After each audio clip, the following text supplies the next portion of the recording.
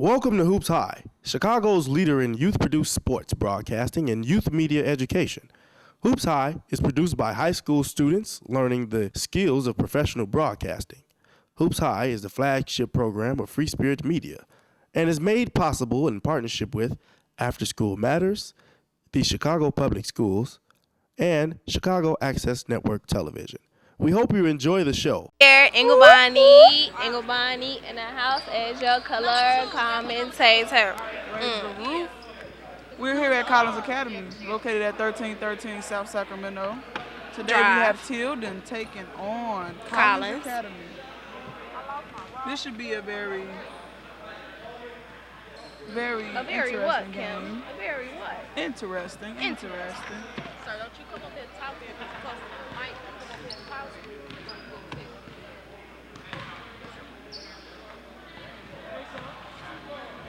We're waiting on the game to start. What's taking them so long? I'm ready. I want them to be ready because I'm ready. That's what I want. Mm-hmm. Tip is almost about, and there it goes. Ball was tipped like 3-4 times. Yes. Look who comes out with it. Number 3, Carl Jackson. It had to be Mr. Carl. Of Number course 11, it was Michael Mr. Bailey Carl. with it. Back Off to to him. Carl. They swing game going pretty strong right I only like when they swing so I can say, and we'll be here just swinging. Yes, indeed. Number 3 waiting for his stuff to get set up. Yes. The court not looking right for him. While we're waiting, you are watching Hoops High. Remember, you can watch Hoops High every Saturday at 8 p.m. on KNTV for all the hottest high school sports action around. Yes, indeed. Number 5 with it. It's taking them a long time to, get the game going. And an interception. When you do too much swinging, that's what happens. You get it took. Right, get the number ball 12, M. Hill with the steal. K. Hill with the 3, and it's off the mark by number 1. Tilden swinging it down. Number 11, Michael Bailey with it. Carl Jackson, number 3, gets it back. He puts his own 3 up in the air balls. His feet just weren't planted. He wasn't ready for that shot. I think he knew it. I knew it. The world knew it. Coach knew it. Medea knew it. Ain't that right? She did. It was just that obvious. Number 4 bringing the ball up now. This is number 3. Back to number 1, K. Hill. Hoops High is produced by high school students who are learning the skills of professional broadcasting. All of the camera work, announcing, directing, and engineering is done by the students. Number 3, Carl Jackson, bringing it up again. Gives it to his flasher, and I don't know what he was doing with that. Number 10, Puts Anthony it up. with the cleanup crew. Puts Number it up. Number 6, M. Hill. Me and Kim got our own thing going on over here. You know, we got the cleanup crew. We got the Fumble Fingers team. We got the No Hope Has Been Left for You team. What else we got, Kim? We got a lot. We They got gotta stay tuned for the more of the Y'all lingo. gotta keep rocking with us. 35 with the miss on the last attempt. He almost loses that one. K. Hill, number 1 with it. Swinging. That's Mr. Dobson, correct? Yes, sir. Yes, and he puts it in there. You got to teach me how to say it, how you say it, Kim. Put it in there. Put it in there. Did I get it? You got it. There we go. Number 3, swinging. Number 5 with it. Gives it to the big man. And he's fouled. Shot does not go in. It's the first appearance to the line here at the 12:35.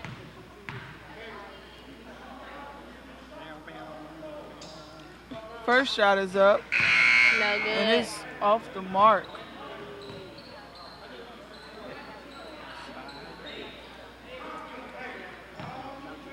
Anthony has one more shot.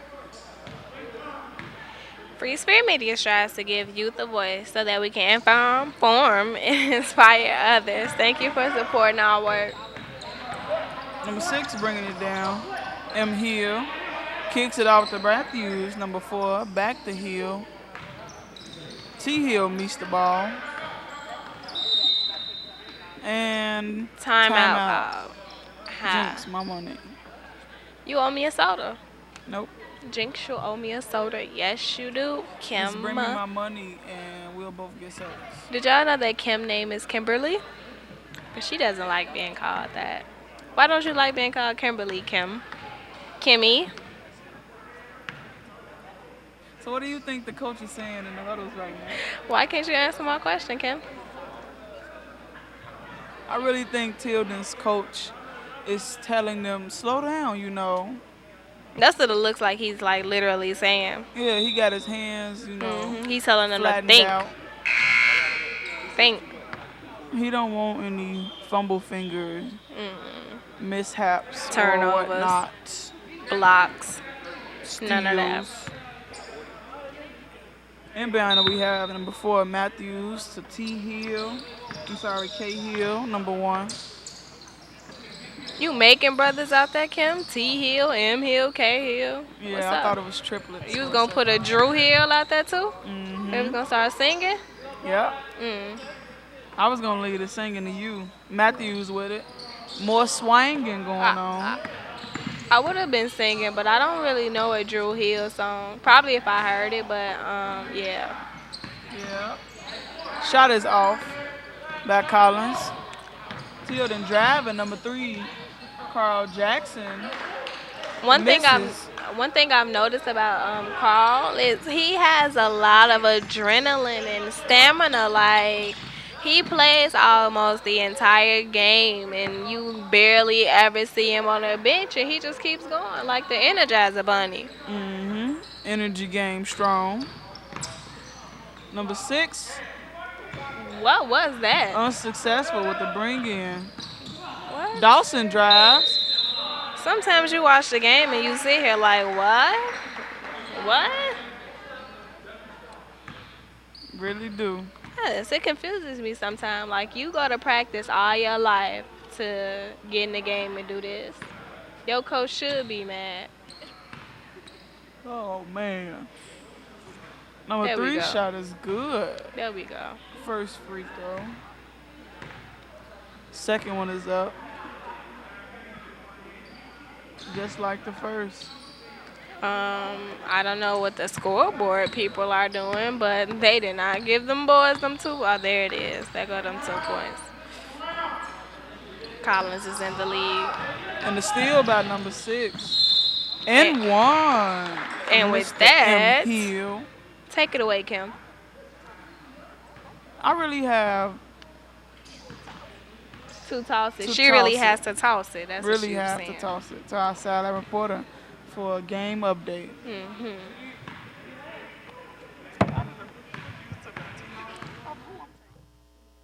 This game, the score is 4-8. It's going pretty good. Well, 9 now. Collins just scored a free throw.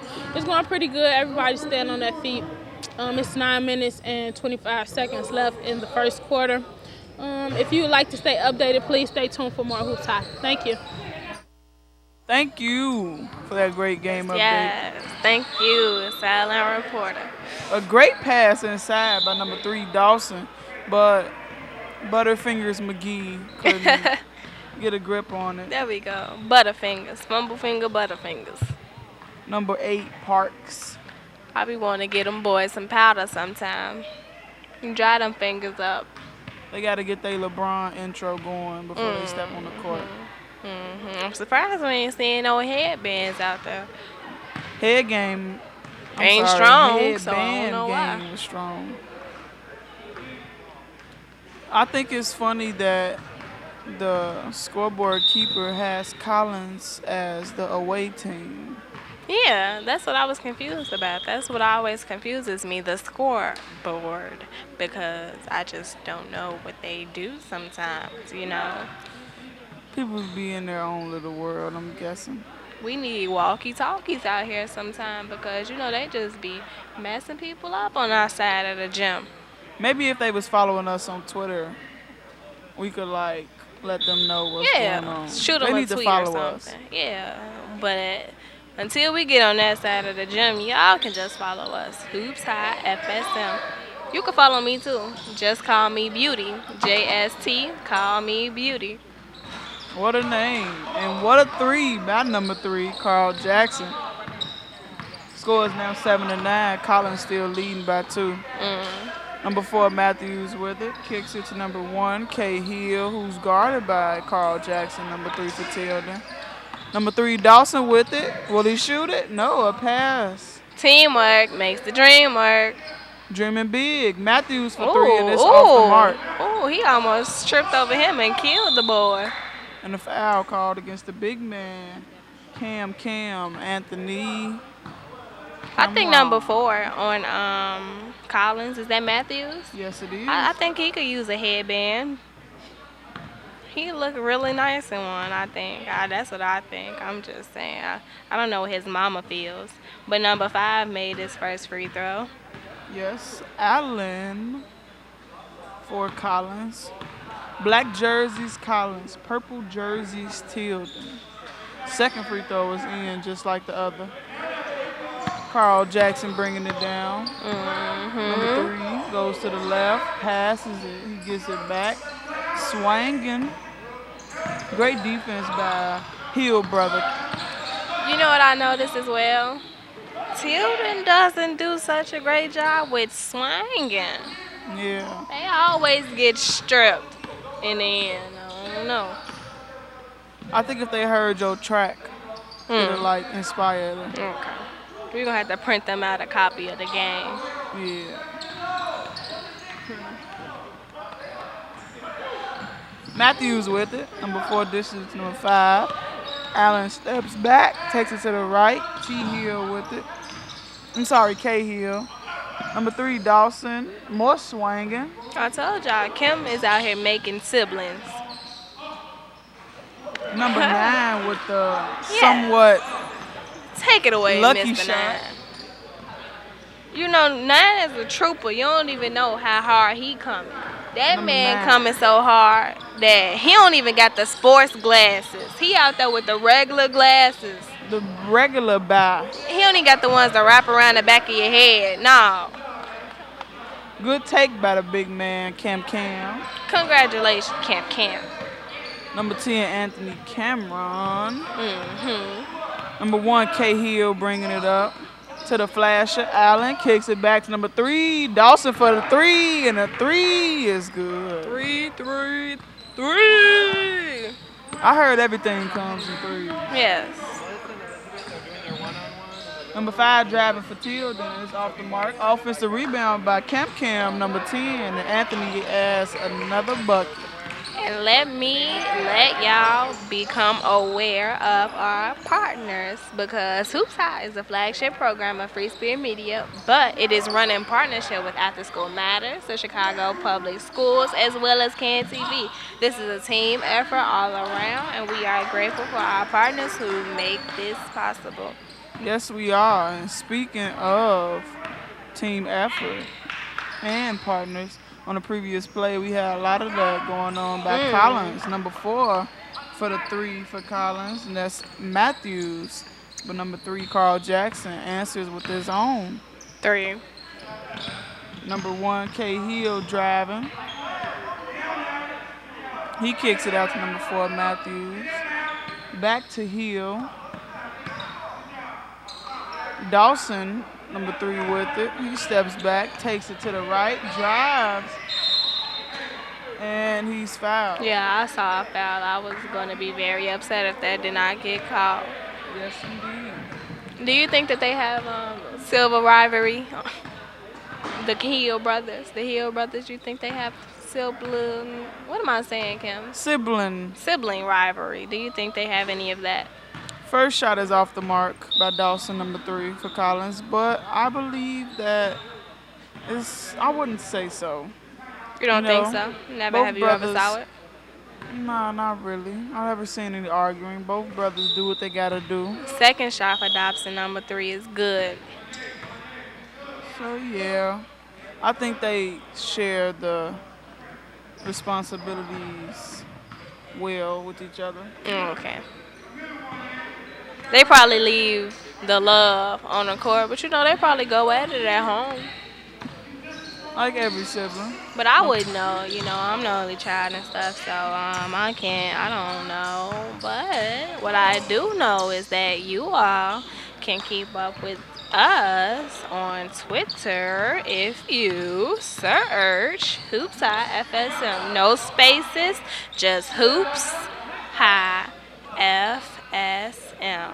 Yes. Yes. Yes. There you go. Number 4, Matthews with it.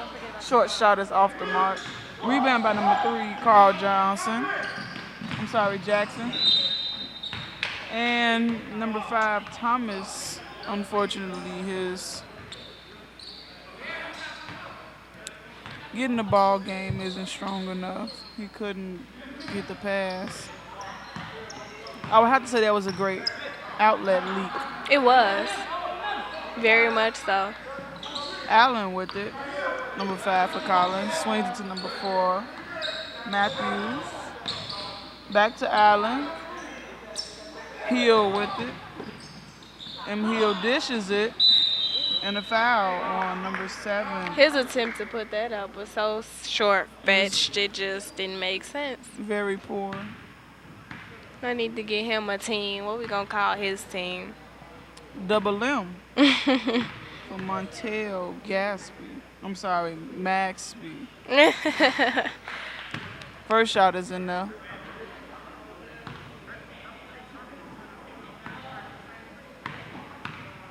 I want to be a referee.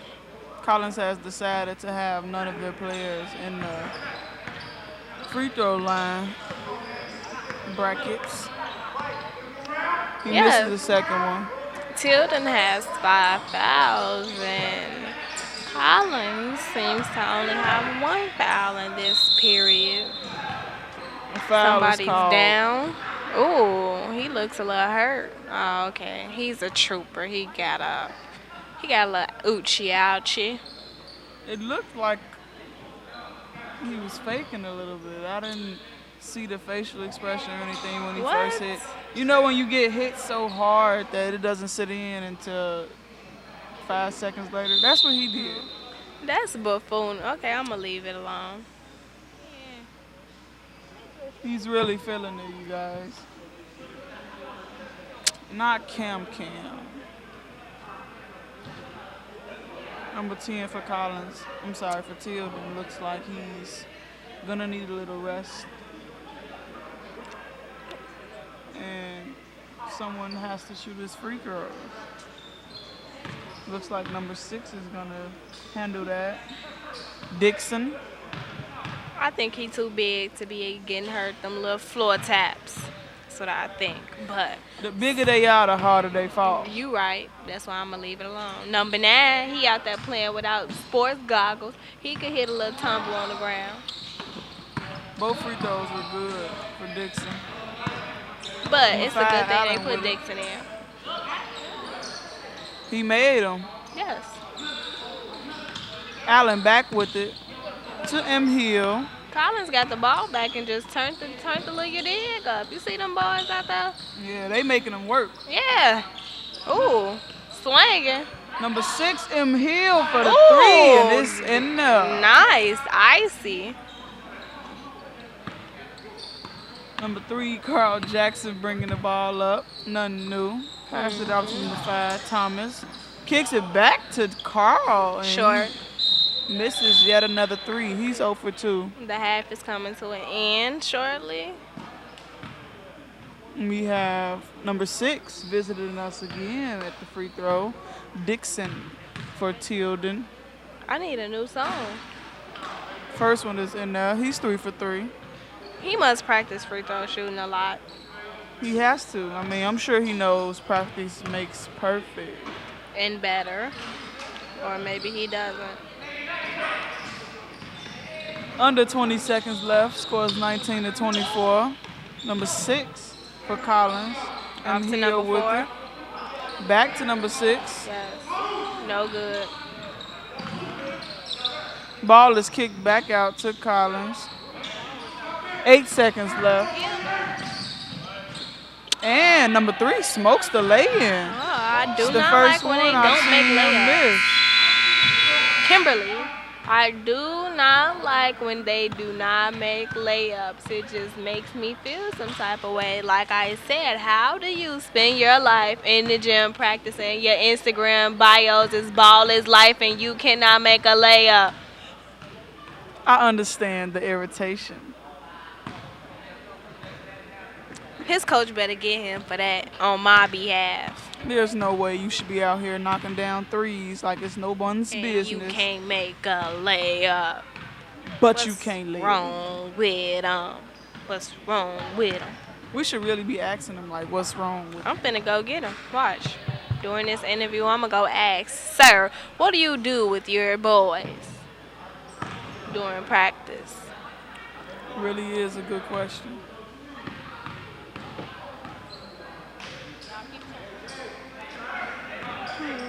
But, you know, score is 19-24. Yes, 19 to 24, 19 to 24.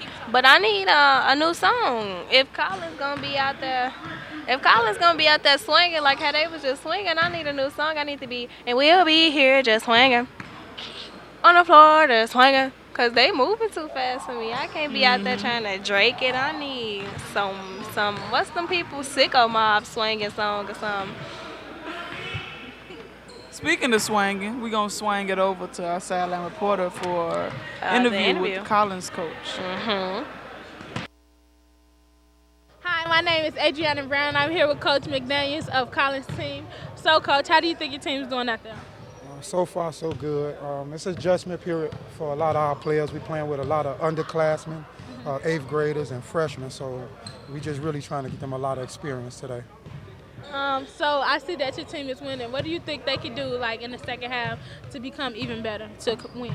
Focus on the defensive end a little bit more, rotating and boxing out, quit giving up second shots, and we should be okay on that part of it. All right. Well, if you'd like to stay updated, please stay tuned for more HoopsHIGH. Thank you. They do so much for us as players and really support us as players. Least we can do is give back and show them that we care. I see real important values in growing up in a tight-knit community. I think that helping is contagious. Once you do it, many more will follow. The doors you open and close today are the stepping stones for you tomorrow. Basketball is not who I am. Basketball is what I do. You're rocking with Amari Stoudemire, and you're watching Hoops High. Watch it or watch nothing. But you are going to have a great day, boo. I'm not even going to worry about anything that's going on today, okay? Can be different from mama. Just have a great day. Look at this girl come through this hallway with the rocker with fit on.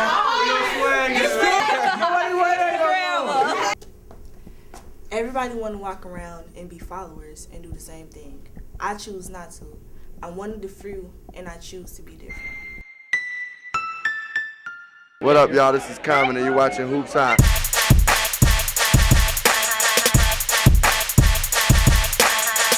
Hi, I'm Tiffany Moore. And I'm Michael Ingram. And this is your Hoops High halftime show.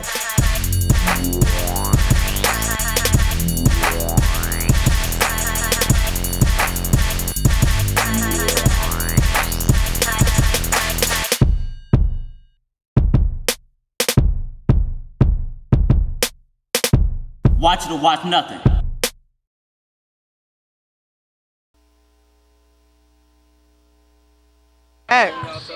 We back down, Like back smack down, down. squad. H&M. We're here at Collins Academy, located at 1313 South Sacramento. The We have game Collins. has. You want it? Okay. The game has just came back from halftime, and I mean Collins is out there doing their thing. I mean they on fire. Fire indeed. The PSAs, dramas, and documentaries that you see between breaks on the Hoops Side are produced by Free Spirit Media students at North Lawndale College Preparatory, the Gary Coleman Youth Center, and as well as Powerhouse. We hope that you enjoyed the stories, messages that the people are sharing, because we work really hard on those. You don't even know the struggle, the blood, sweat, and tears that If goes you know into what making. it took, Tell them, Kim. you know what it took. You would really understand. May the church say amen. Amen. Currently, a Hill brother with it. Number 6, M. Hill, attempting his third three, but it does not fall. It does not fall. He hit one in the first half. Number 3, Dawson with it, swings number 1, K. Hill, and his three is just way off. I'd hate to, distract you all from the game, but I have to ask of a favor. I need a favor from y'all. I need for you all to check out the Free Spirit Media website at www.freespiritmedia.org. Not www.org, but www.freespiritmedia.org to learn what Free Spirit Media is all about, or to check us out on YouTube. Search Free Spirit Media to view our YouTube channel. Yes, indeed. Number 6 with it from Tilden. In and out. Dixon couldn't get it to fall. Number 3, Dawson with it. Up and under reverse lay-in was no good, but he was fouled and will be able to shoot too. The score is currently 26-19 with 13 minutes practically on the board. This is now the second half with Tilden with 1 foul and Collins with 9. First free throw in there.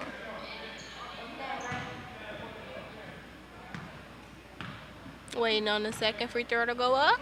It's up and it's Boom in goes the there. dynamite. Did I do it right, Oh, you Kim? got it. You got it. Ball out. Yeah, ball out, baby. I've been balling since you was supposed to take it. All right. Well, don't forget to stay tuned to Free Spirit Media News at the end of the broadcast. It comes on every Saturday after every Hoops High game at 9:50. 9:50, y'all. Not 9:53. Don't tune in the middle. None of that at 9:50. Just so you can learn about what's going on in Chicago and find out the latest on the most important issues with teenagers. Y'all like how I spit that? Yeah. On the previous play, number 11, Michael Bailey from Tilden with a great long distance shot. It wasn't a three, but basically he was right there. Basically, chicks keep on chasing me. I don't know the rest. Bailey faithfully. Yeah, there we go. And another bucket by number 3, Dawson for Collins.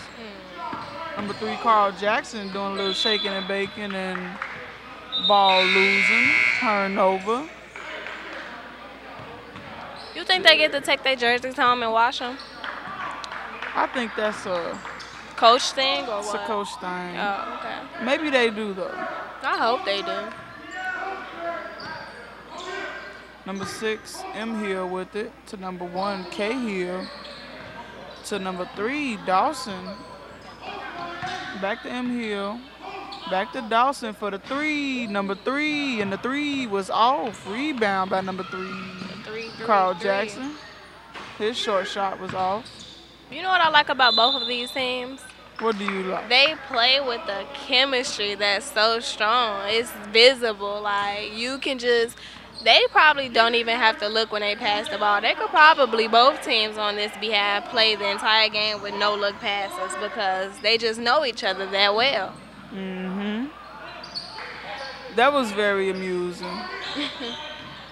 Number 1, K. Hill with it.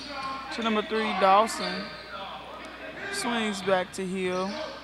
Down to the big man. Oh, how they gonna beat the big man up? Hey, I believe once you see an opportunity, take it.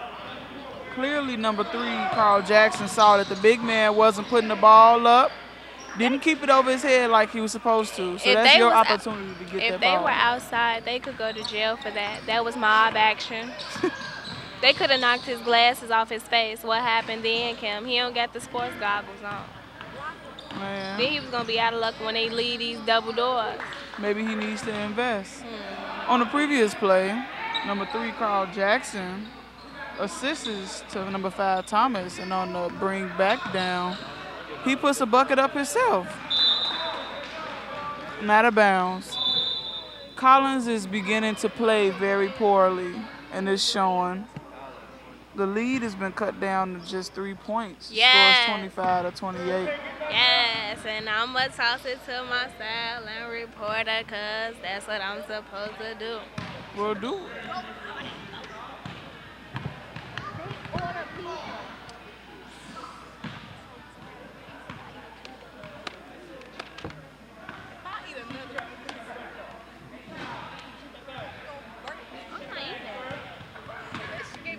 No, I promise you, I'm so serious. I'm eating carrots today.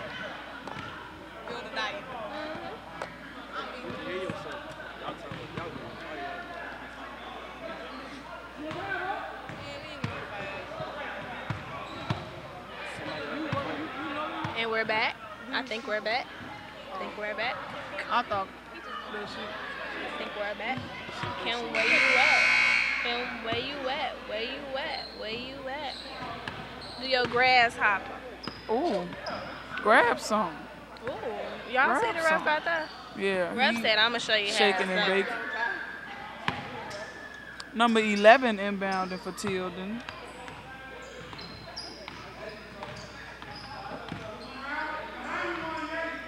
Number 3 with it. Carl Jackson back to number 11. Michael Bailey pass is tipped. He almost lost that. Almost. Number 5 with it. Thomas shaking and baking. Kicks it back out to Carl. Carl back to Thomas. Michael with it. Number 11 almost loses it, but he regains it. Number 3 shaking and baking on 2 defenders. He takes it in and puts his shot up for that foul.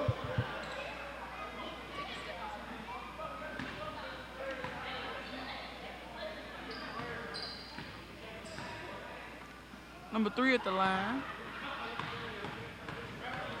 Carl Jackson Yes. put his first shot up, and it's In there. okay. Got it. Let's see what this second shot looking like. Second shot up, and In there. that's what I like to hear. Number 6, M. Hill with it. Kicks it off to Matthews, number 4, back to M. Hill. Matthews with it. Game of pity pat going on. Number 3, Dawson says, put me in that. Number 6 for the long 3, and it's Whoa. nothing but in that. You can tell he been shooting in the gym. What's up? Ooh, bringing the score 31-27. Good bounce pass on the inside by number 3, Carl Jackson. But the cleanup crew It's non-existent. Yeah. What? Steal by number 6. What is he gonna do with it? And he's gonna put it in the basket. Number 3, Carl for a 3. It's in there. And 1 from the 3. I had to clap for him. Come on. Carl says, y'all ain't gonna take my team under like that. Tell me how It many ain't times do you gonna see happen. this? That's what he said. He said it's not gonna happen. He at the line. Getting fouled at the 3-point line is an unusual thing. It just shouldn't happen. But for them to foul him and he makes the free throw, scores 31-33 now with Lead is cut to 7:40 2. left. You think they're gonna do it? I think they can. Number 3, Dawson with it. He's shaking and baking. Bounce passes it in to his big man, and that assist is in there.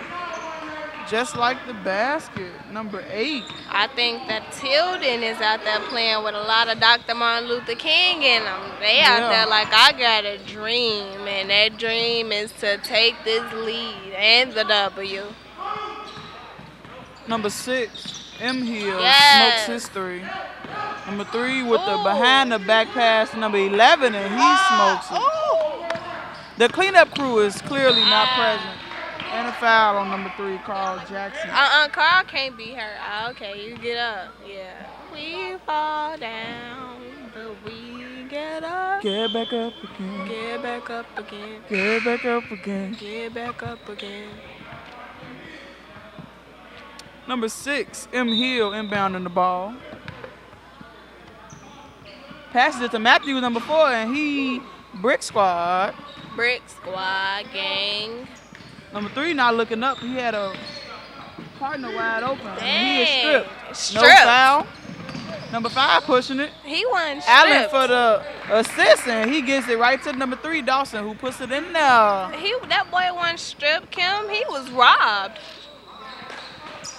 I don't even think he looked at the man when he took that ball from him. Number 5 smokes the lay-in.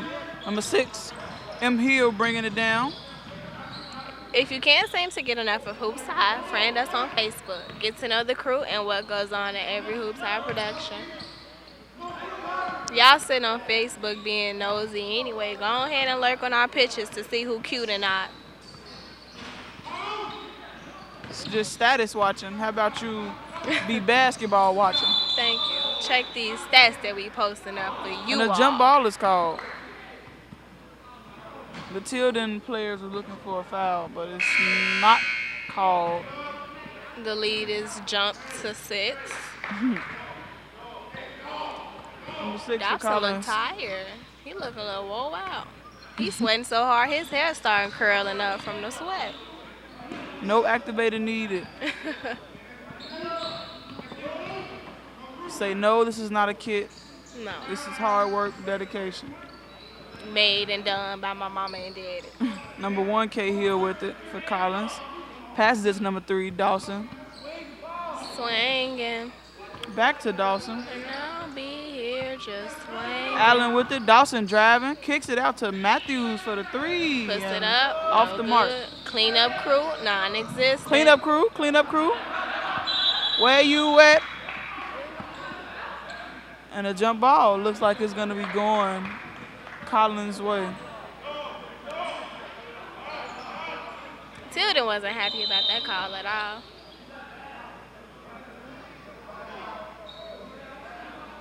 Looks like they're trying to see who ball it should be. Yeah, number 6 had to hit that. Come on, man. Y'all know that wasn't me. Coaches are a little confused on who ball it is, what call was really called. Let's see who's going to rule out. Ball never lies. But the refs might get a mistake or something wrong. The show ain't over until the referees sing. Yes, indeed.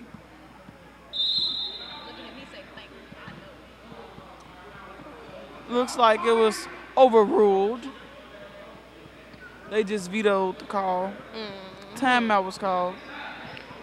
With that being said, we're going to toss to a quick PSA. Hey, come here. Where you was at yesterday? He's too controlling. We not doing good right now. What you mean controlling? At the tire house. Didn't I tell you not to go over there? We was doing some homework. Oh my God. Why you doing too much? All right. Hey, after school, meet me outside. We going straight to my house, and I'm not playing. All right, let's go. And I'm gonna call you too. I don't think y'all should still be together. Like maybe y'all should break up. I'm Special K from 103.5 KISS FM. And I'm Connie, your girlfriend from 6 to 10 at 107.5 WGCI. And you are watching Hoops High. And we're back with more game action. If you just tuned in, I'm Kimberly Stewart here serving as your play-by-play announcer. And I'm Delia Engelbani serving as your color commentator. We're here at Collins Academy, located at 1313 South Sacramento, where we have Tilden taking on Collins. Score is currently 31-37. Collins has been in the lead for a while. It's short lead. They've just continued to carry this short lead spanning from, 2 to 3 to 5 to 6 points? Yes, indeed. Tilden with it, and he's quickly double-teamed. Number 5, Thomas, has been forced to cough it up. Jump ball is called.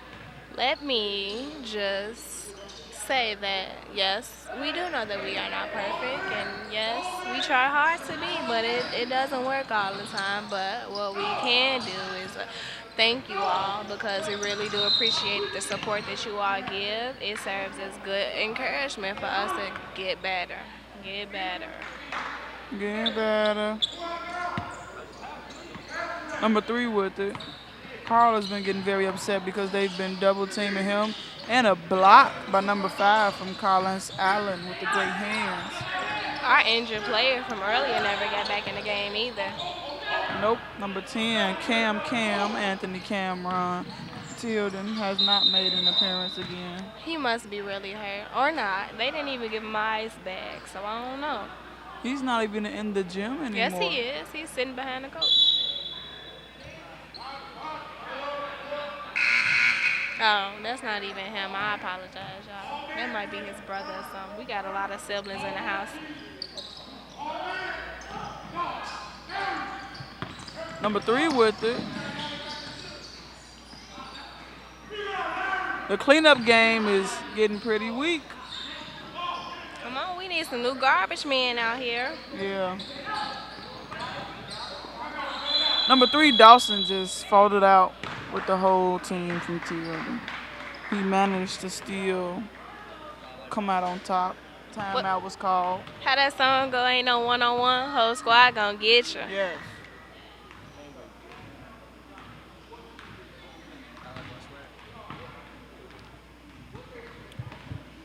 So, do you think Tilden has any chance to stay in this game? I think that Tilden has a chance to stay in the game. Tilden has been staying in the game, so we have really no idea what's going to happen during these last basically 3 minutes. I mean, they could come out and just hit a 3 spree, or they could just, I don't know, take the lead or lose the lead like they've been doing. So, I don't know, but maybe they do, maybe they won't. It would really make sense because one team is a winner, so it can't be a player of the game. Back with more game action. It's Collins ball. Number 6, M. Hill inbounding. Looks like Tilden's coach told them to press. If you'd like to see more Hoops High, you can see full games on our brand new website. Go check out www.hoopshigh.org to see full games from the past, or to stream live from your home or to your mobile devices. We work hard to set that new website up, so just go ahead and check it out, just because. Yes, indeed. Number 3 for a 3.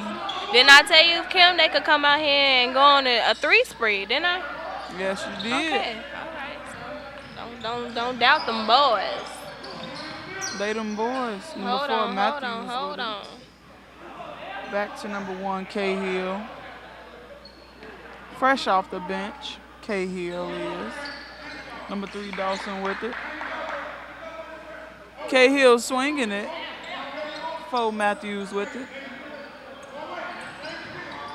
He drives, kicks it back out to M. Hill, number 6. Dawson with it. Dawson drives up and under, and the shot is no good. And Dawson takes a tumble.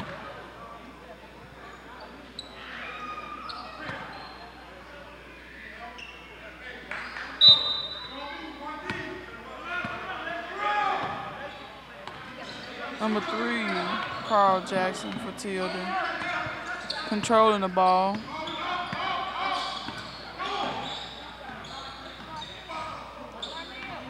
He walks from side to side. Gives to number 35, who smokes the lay-in. Cleanup game going pretty strong. And another 3 from Carl Jackson. Score is now tied 37-37. Carl has really been trying to keep his team in the game. Yes. They done came back. They came up. Number 6, M. Hill fouled on the take. He'll be shooting too. Oh man, they just got the lead and they gonna send them to the line. Wow.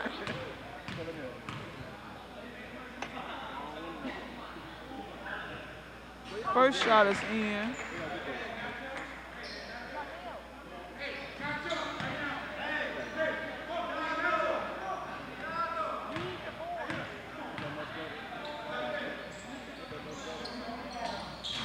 Second shot is off the mark. Score is now leading by 1. A big foul by number 4, Matthews. He just wraps around him. Took the ref a minute to actually call the foul. But it's 59.3 left in the game. Score is 37-38. Collins in the lead by 1 point. First 38.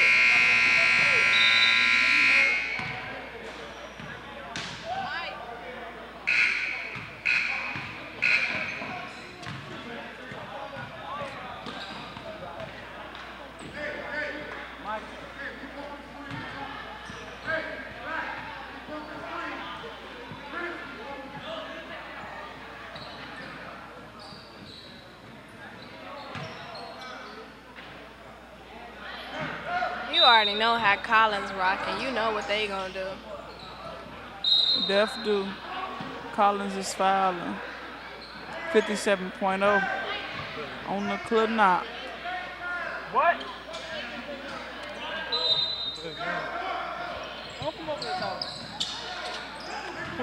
Number 35 with it. Number 6 dishing it to number 5, who's coming in clutch with it. Tilden want to win?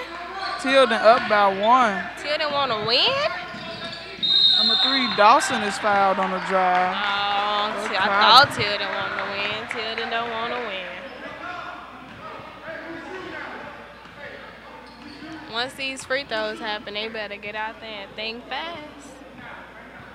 If Collins get hold of this ball, we'll be here just swinging.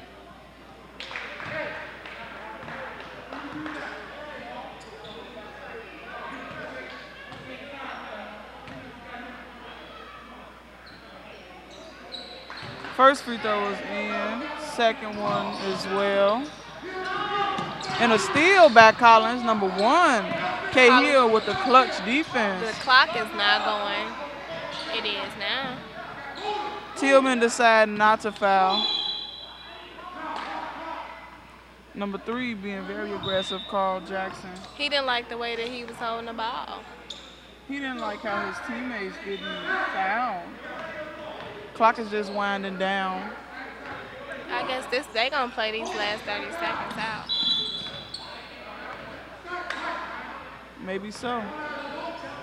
I think their foul game is about to get pretty strong.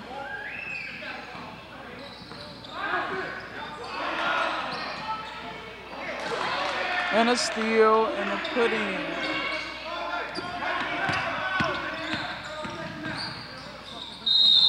And one! What a clutch play by number 4. Coach happy about that. Yeah, he said, them my boys. Hold up. Them is boys. What? There's some crazy stuff going on in this gym, y'all. A lot of crazy things. Hold on. And it's in there. Lead is 2. 14 seconds on the clock. And the clock is not winding down, and it is now. And bumble fingers!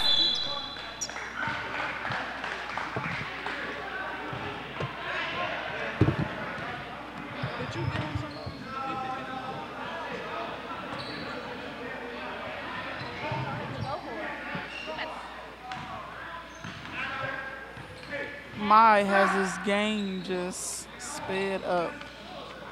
So, Ingham Bonnie, do you think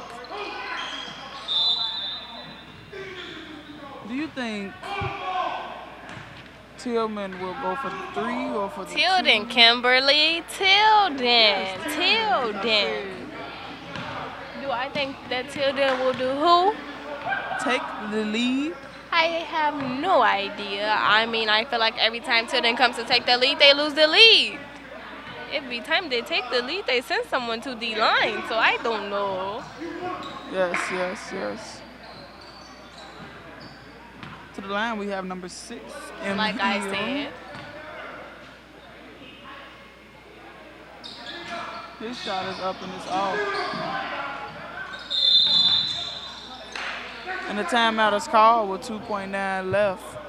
Tilden, possession after the timeout. With 2 seconds left on the clock. Excuse the language, people.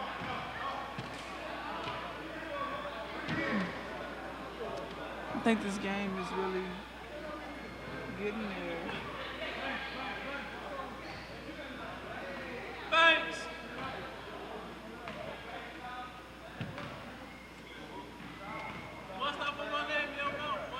What do you think is being discussed in the huddles right now?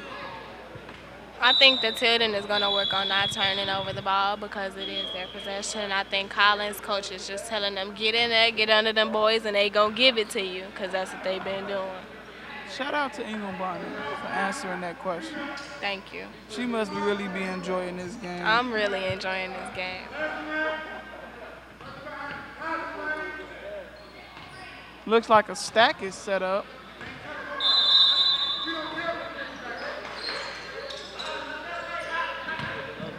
Number 3 with the ball.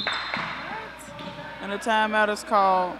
What a poor decision. Like, was there no one else on your team that could have inbounded the ball? He threw the ball all the way back court. Me and you is on the same page. Like, that's what I was thinking. Like, really, dude? The rim is on the other side. Like, when I saw that pass, I just wanted to, bruh. He barely got the ball. It would have been out of bounds. I really think that Tilden's three-point game is going to be pretty strong. Number 3, Carl Jackson, the expected person to get the ball, is being guarded by number 6, M. Hill.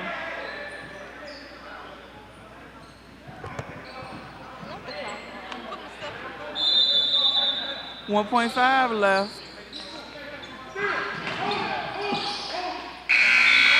And he throws the ball right to the defender.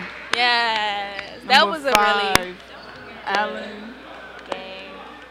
holds it, and that's that. Really good game. Those boys played hard. I seen a lot of heart out there. Yeah, a lot of heart. I gotta just.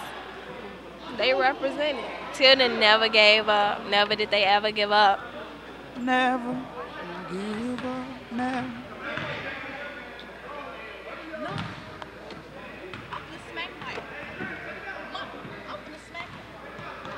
Never did they ever give up.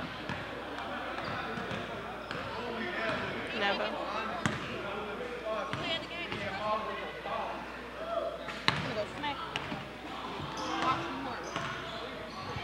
The toss. I don't know. We're not going to toss it yet. Me and Cameron are just going to go over the game again. I just really want y'all to know that this is one of the games that I really enjoy. I would have really to say enjoyed this this so game. myself. This game was really The game, good. yes, it was. Like, I like that. I like that a lot. I just like to see a lot of teamwork and determination. Making the dream work, that's all. Teamwork makes the dream work, and they got over the obstacle today. Yes, they did. Yes, they really did. And now we are going to toss it to our sideline reporter. Hi, my name is Adriana Brown. I'm here with the two players of the game. I'm sorry, what's your name? My name Marquise Hill. Chris Dawson. So you guys did good out there so far. You guys won by 2 points. You guys were down. So how did you guys come up, and overcome? Well, I think the reason why we came out with the win because I think we played good defense at the end. All right. Well, how does it feel being played the game? Well, it feel decent because I got to play the game a few times, so it feels the same. All right. Let me get what's your name? I'm sorry. Chris. I won last game, so I just want to win. All this don't matter to me. I just want to win.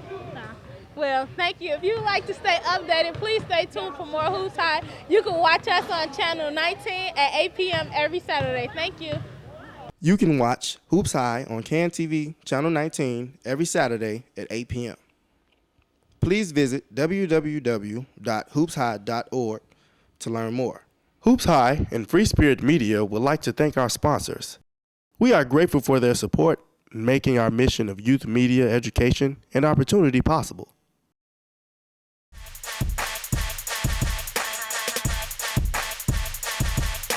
Hoops High is family, communication. Enjoy it. Hoops High is astounding, creativity, commitment. Hoops High is exciting, meaningful. Hoops High is technology, spirit, a community.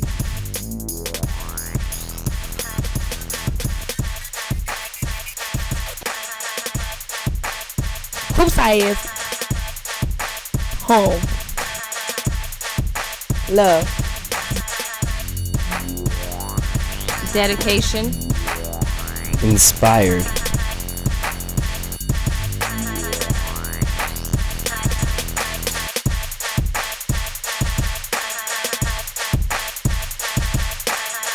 Hoops High.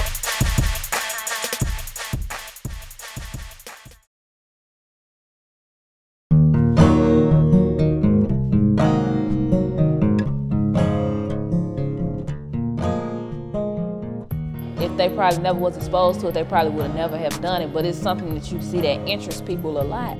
I never worked with a camera, you know, my first time learning about a camera, you know, zooming in, zooming out. It was a real good experience for me, you know. I think it changed a lot in me too. It changed how I think, and it changed like something I like to do in life. When I get older, I want to be some type of actor. So being in this classroom really helped me out, really exercise my ability to act. We shooting it and we shooting it off like what we done been through, and like people get to see it and they watching it and they liking it. Like young kids in the community can do stuff that's like worth some type of value.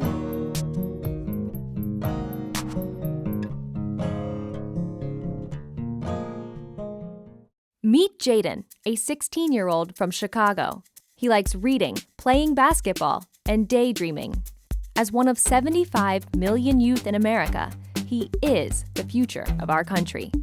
But today, Jaden's future is uncertain. A new economy is evolving as Jaden tries to find his way in a school system where more than 42% of students drop out and even more fall behind. For Jaden and others like him, the future looks grim. But there is hope. Youth media programs connect with kids like Jaden, moving them from discouragement toward opportunity through the power of communication. Jaden learns about journalism, technology, and culture. He spends his time engaged at school, in youth centers, and at libraries. He discovers how to observe the world around him and share his own stories. He becomes one of more than 10,000 teens involved in the Chicago Youth Voices Network, a collection of innovative programs that come together with a bold vision to reach more people like Jaden, to transform education, and to shape the health of our city. Together, the network gives vision to the journalists, artists, engineers, and leaders of our future. One story, poem, film, blog post, one youth at a time.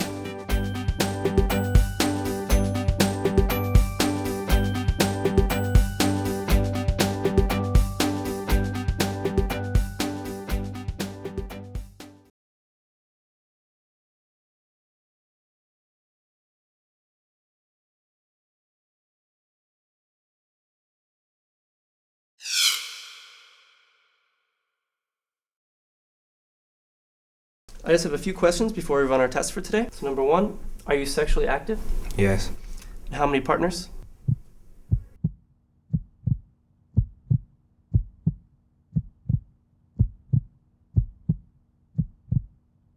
Mr. Collins, how many sexual partners? Just one.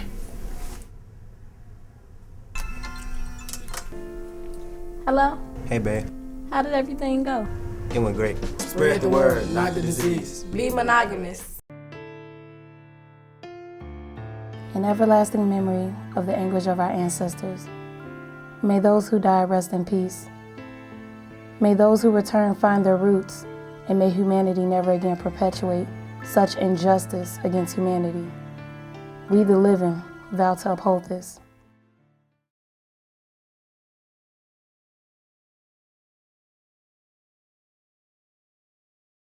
Like, I always wanted to be white. I was always just that black girl at school. Even growing up, I was always that black girl. You think you all that because you light-skinned. Why does me being dark-skinned have to do with anything about how good I look? Just because I'm light-skinned don't mean I can't get offended. Social identity is usually around a construct. So our society has lots of ideas about what is right and what is wrong. And oftentimes those are organized based on our race or gender or any other set of skills. Colorism is the belief that there is that one color is better than the other. In most countries, this means lighter skin because European colonialism kind of spread that idea globally that lighter skin has better value. So a lot of times people think that colorism is only important within the black community or within the American black community, but colorism is prevalent everywhere. It's prevalent in India, it's prevalent throughout Asia, it's prevalent in any country where you have an indigenous culture made up of brown people. Internalization is when a person, an individual, usually believes some social construct or idea and then decides to act upon it. I think that a lot of African American women, especially right now at this time in our culture, are working really, really hard to reclaim their femininity.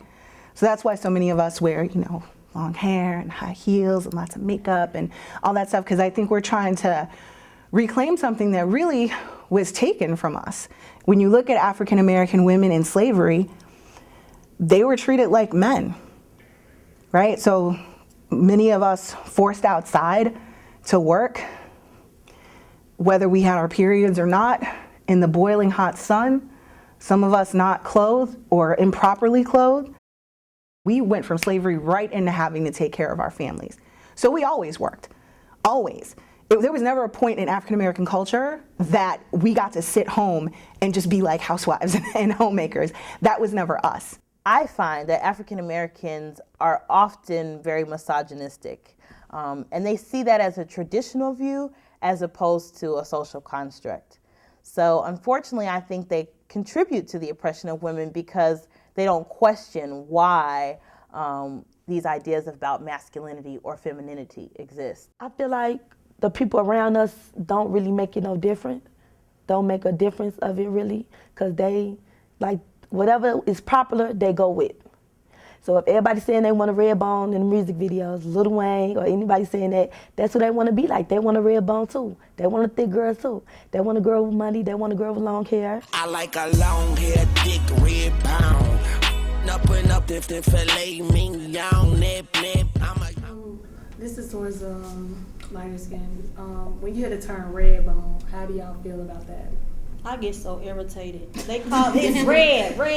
I be green, blue, purple, red. It's so irritating. I even changed my name on Twitter. Like, my name is not red. Stop calling me red. It's just so annoying.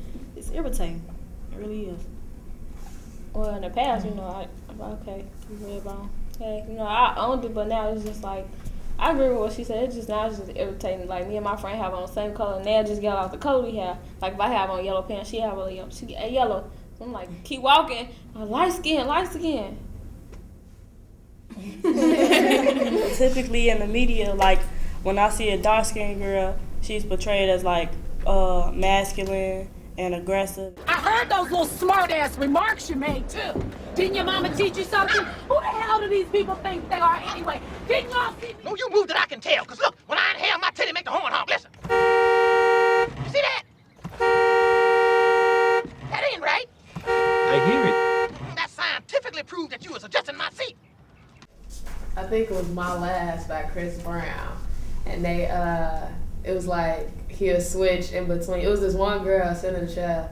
Light skin, she had the real long curly hair, had her makeup done right and everything. He's sitting there singing to her. And then like when he'll say like something negative, like basically what he don't look for in a female, it'll fade into like this dark skinned girl who makeup all messed up with rough hair and she was chunky.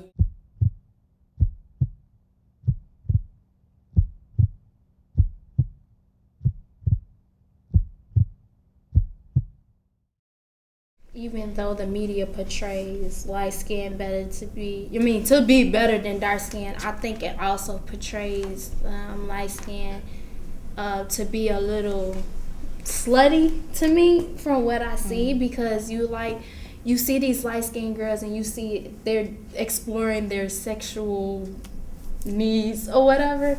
So I think it's like more than just, oh, you light skin, you better. I think it's more, it's like you light skin, you give good head, or you have better sex.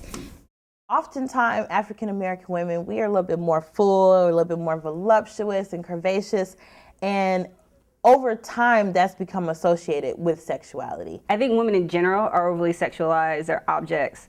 You know, even within, if we have female rappers or MCs or artists, they have to objectify themselves. That's okay, baby, go ahead, do your thing, right on the way.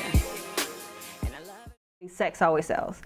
And, you know, with men, it's to attain sex, and for women, it's to be that object of desire. Society just looks down upon women in general. It's not even, it's deeper than skin, in my opinion. Women itself, we are looked down upon. We are degraded. When you watch music videos, which is the main thing, women are over-sexualized for everything. African American women, we are very, curvy, and we have a lot of assets, and it's exposed. When you watch music videos, you see chest and you see really, big butts and guys just, hollering at you. And it's like teens consume that. I think that as a group, it's sort of hard to fight against such a pervasive opinion that just kind of gets told to you over and over and over again, and it gets told to you in a number of different ways and reinforced in a number of different ways. So I think that many of us try hard to resist those stereotypes. I have never had a problem with my skin color, even though a lot of girls my color do. I mean, just like a girl of any other color, I could get a man, I can get a job, I can do anything they do, maybe even better. So what's the problem? Oh, I understand. We have been tricked. The internet has tricked us. Television has tricked us. Magazines have tricked us. Society has tricked us. Tricked us into believing just because we're not what they call fair, we're less than a woman of anyone else. Lil Wayne make verses like, how do you say what's never said? Beautiful black woman, I bet that bitch look better red. And we just laugh. I mean, it's like we're in slavery again, except it's with our own people. You could be black, you could be white, you could be dark skinned. It's okay to be bright. It shouldn't make a difference, but it does.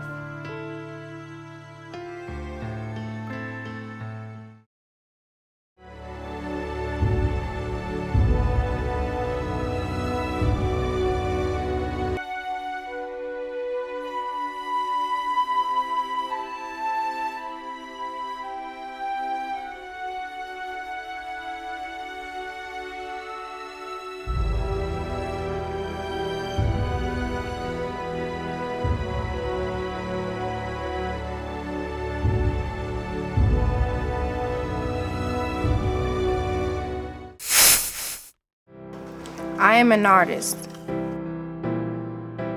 I am a basketball star. I am a teacher. I am a millionaire. But no matter who I am still uniquely me.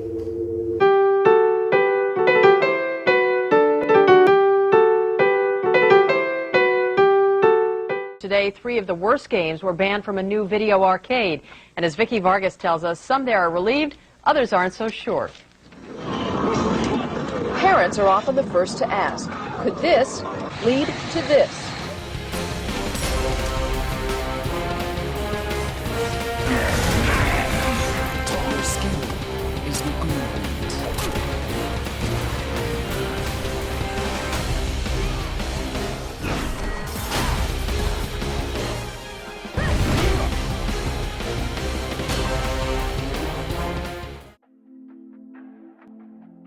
video games you just saw are some of the games I've played since I was a child. I used to think video games affected children's behavior, including my own. Through the process of making this documentary, I realized it's not as easy as blaming video games.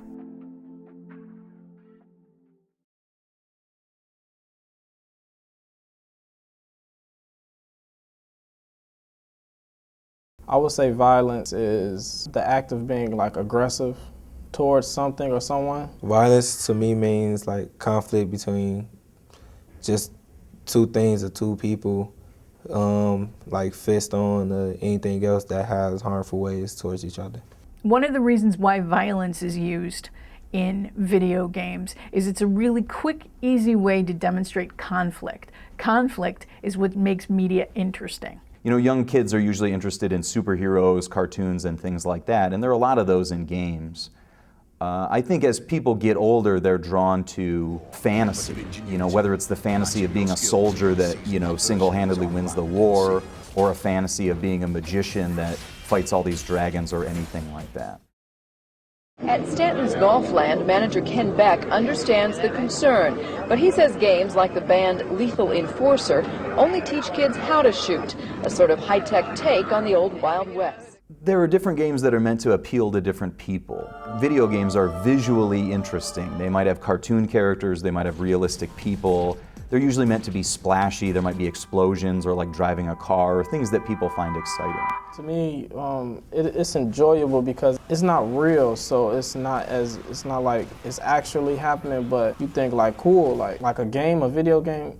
Video designers, they can make a game or a main character on a game do anything. Video games are designed to do that. They're designed to draw people in. They're designed to be fun. And so people put a lot of energy and thought into what can we grab people with? What event can we show in the game that you say, that's really cool, you know, that's cooler than what I've seen in a movie, or, you know, playing as this guy seems really fun, or I'd want to do this, or I'd want to try that. Shut his head off. Children, they like sponges, so whatever they see, they suck in. The part of the brain that will help you as a teenager process all this and do more long-term planning and more sequencing and thinking things through, what we sometimes call executive functioning, rank ordering things and coming up with problem-solving skills.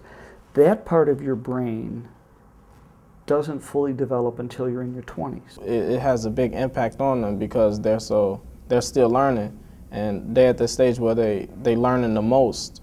I can't imagine that a third grader playing Call of Duty wouldn't be unaffected by it because it's such graphic kinds of violence. And I think as an adult you can appreciate what the violence is for, where it fits. I don't think you understand that as a kid. And so the brain's this wonderful organ that's always growing, always responding to the environment. We refer to that as plasticity. The brain's always reacting to what it's exposed to. I mean, you can't necessarily say everybody gonna turn bad from playing video games. And some people, it depends on, it's not just the video games, it depends on your household. I say a great deal because I have a little brother, and like ever since I let him start playing Call of Duty or games like that, he always want to go around making guns like coat hangers and stuff. So I had to make him start playing Call of Duty by breaking my own Call of Duty.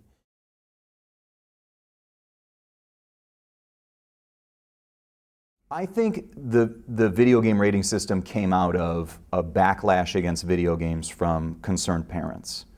A lot of this started with this game Mortal Kombat in the early 1990s, where you had digitized people, you know, like decapitating each other, you punch somebody and bleed. And that wasn't something that had been done in the technology. The technology wasn't good enough to do that. The ratings from the ratings board is an educational tool. Parents need to know what their kids are playing. At least the parents who are paying attention need to know what their kids are playing. And so I think that there were enough people that wrote to their congressman or wrote to whatever politician or wrote to video game companies and complained and said, what you're doing is illegal, what you're doing is hurting our children, that it caused the video game industry to add these ratings. I just think kids will imitate it, but it depends on like parental control. Like if your parent can control the child good enough not to make them want to do this in like real life. So I don't know how effective it is in terms of keeping a child away from games like that, but at least, you know, we have a body of knowledge that parents can trust, established by a group that understands that Parents are looking for information and they're trying to provide that. And I think it's good that they have ratings because we have all these different kinds of games now that need this classification. We need to know that this game involves, you know, the use of alcohol or stealing cars or shooting people, whereas this game just involves playing hockey or, you know, running around a fantastic universe and collecting coins. I think that it is both the consumer's responsibility and the designer's responsibility. You don't know what's going on because you're at a young age, but you see enough to, you know, to come to a conclusion, or you see enough to go and ask somebody or go try and do this, and you actually found out what it really is. You have to know that any art you create will have some kind of impact, and you have to be willing to be responsible for the impact that you may create. You don't feel the violence the same way you would as an adult. You know, if you see somebody getting shot on TV, you should have a reaction to that because you have this empathy that you get as an adult. You see them as a person and you understand the person being injured or why that happens. I think I believe video games cause violence because I wanted easy answers to the violence in my community and in the media. Everything got more complicated when I learned about drones. Unmanned aerial vehicles, or UAVs, also called drones, are a controversial component of the Obama administration's efforts to fight terrorism. A drone is basically used by Army people to sit behind a control panel and be able to manage all of the aircraft from behind the screen. My favorite video game would be Call of Duty.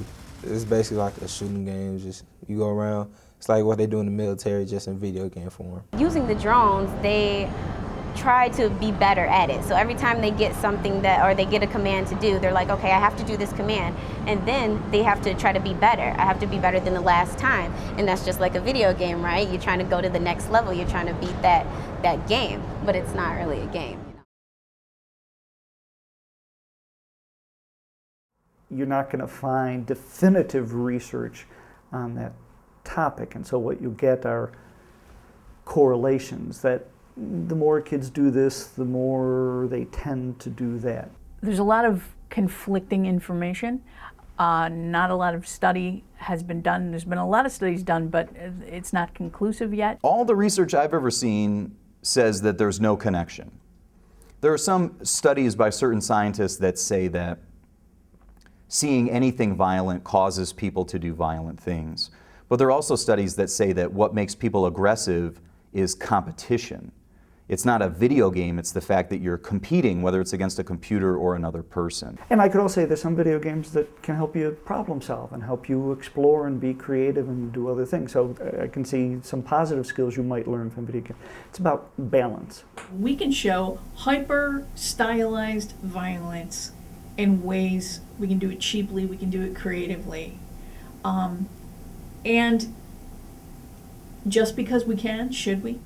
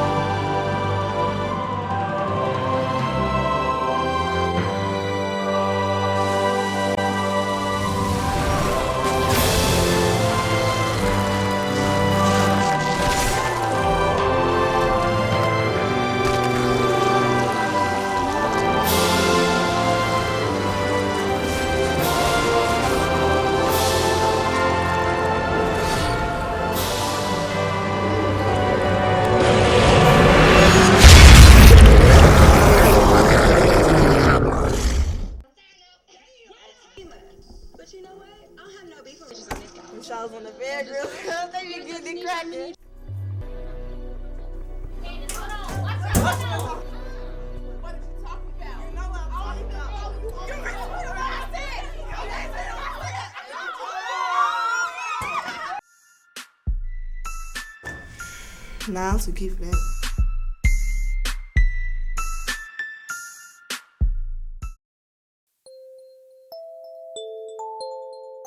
Water and sunlight is necessary for a seed to grow and flourish. If a person goes through their life with everything handed to them, then that one little tinge of happiness that they always have is what they'll always have. But if that person has that experience to know what it feels to fall and not know how to get back up, when they finally do get back up, they are going to thrive, and they are going to feel like they can accomplish anything.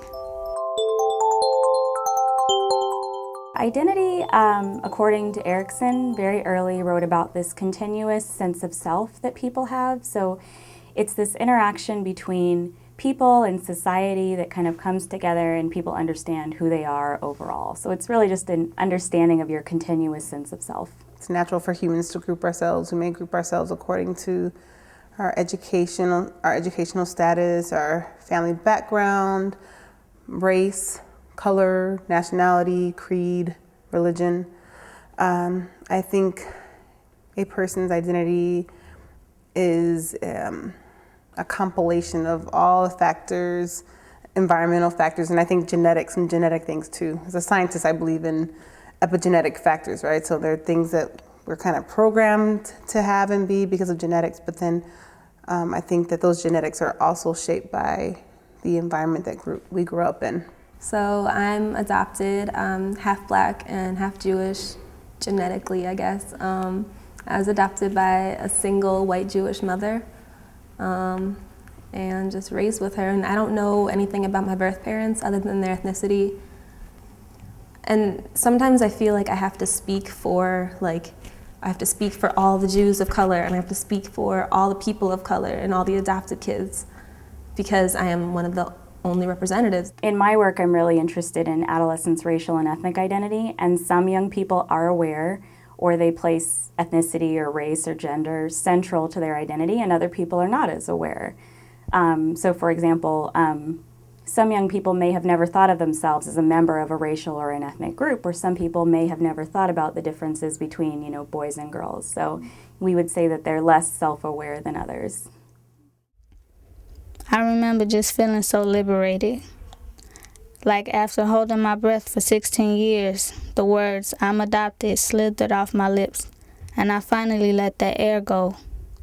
The underlying pain that I feel and been through in the past, it's what caused me to suppress that reality. I think that parents are certainly one of the first influences that we have. And you can either learn from your parents, I like the way they do this and the other thing, and I'm gonna do that, or you learn from your parents like, oh, when my mom gets mad, this is how she handles it, and I wanna be the opposite of that. So I think they play a part, but I think maybe they build a base or give us some roots or plant some seeds that we then take and develop on our own through media and through our friends and through our experiences. I don't think that a perfect parent exists. A perfect parent is imperfect. A perfect parent just, I think, is willing to be there, but not to be overly there. A parent can be like the deciding factor whether or not their child is insecure. It really shapes them a lot from head to toe. And it instills the values too. When you grow up hearing a certain set of rules, then you feel like that's the right way. Even though my adopted mom is the best provider I could ever have, I was afraid to let her in emotionally. I've had a history of trusting people that only brought me pain, and everything that I thought was going to turn out great ended up being terrible. Parents can either set up an environment where young people can explore, they can learn about themselves. Parents can also place different things in the environment, buying books or listening to different types of music or taking their children to museums. So there are direct things that parents can do to kind of foster a young person's sense of self. But they can also just allow more space for young people to explore. I am a laid-back parent. I prefer for my kids to learn through experience, but in a reasonable sense. Like I wouldn't just, put my daughter in a neighborhood where I know there's a lot of sex trafficking or something like that. That would be ridiculous. But at the same time, she's gonna have to learn through experience. Going through that situation made it really hard for me to open up to anybody that's supposed to be my family. Every time somebody came in, they were out just as fast. That's what drove me to cherish the outsiders, the people that aren't supposed to be family. My friends are my second family. They influence you a lot, because everyone is their own person, so maybe you like this quality in this person, so you want to be like this, or this quality in this person, so you want to be like that. So your friends really test you to be who you are and become the person you want to be instead of being someone else. When you're a teen, especially 13, 14, you're you become influenced very easily. And if all your friends drinking and smoking and you like these people, your friends are the people that you choose to hang around. So it's some type of characteristic in that person that you like. I remember when I was in high school, the only time I got complimented was when I straightened my hair. So then in my head, I'm like, okay, so that means I'm only pretty when my hair is straight. That's messed up. This took 3 hours. I'm not trying to do this every day. And that really messed with me. That the only way my peers could, find something to compliment about was if I conformed to whatever standard. In adolescence, friends or peers are really important for young people because they can reinforce different behaviors and make a young person feel good about themselves. There's tons of research that suggests that isolation or not having friends is really problematic for young people, so it's really important for adolescents to have friends. Sense of community is really just kind of a basic human need, so it's really important for young people to connect with other people like them. I realized that the identity I have at home with my adopted mom is different than who I am at school with friends. At home, I try to create the illusion that I'm perfect, but at school, everyone accepts and acknowledges the fact that we're not. In life, it's not about the family you were born into. It's about the family you create along the way.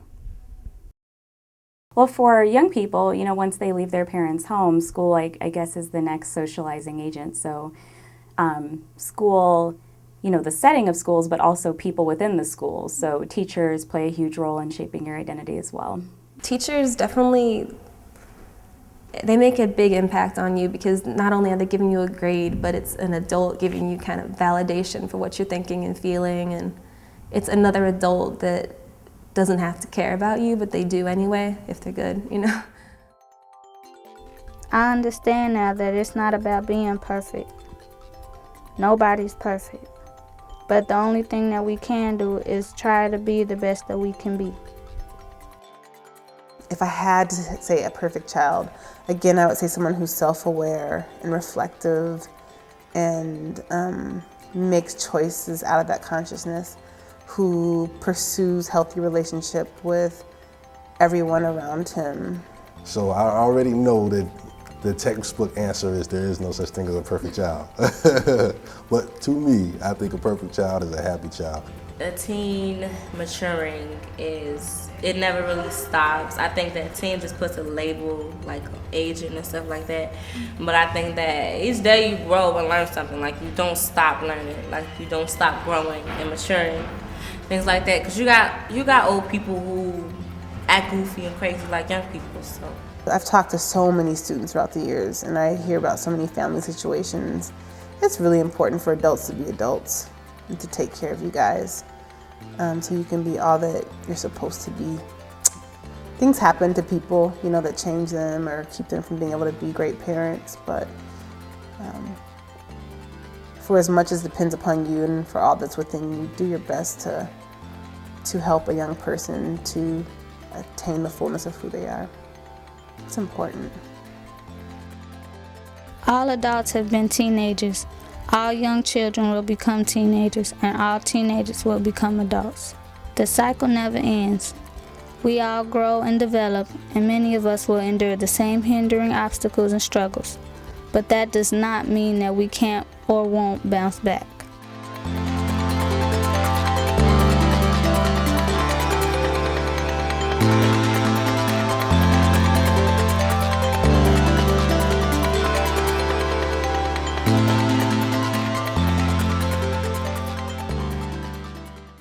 Take every advantage.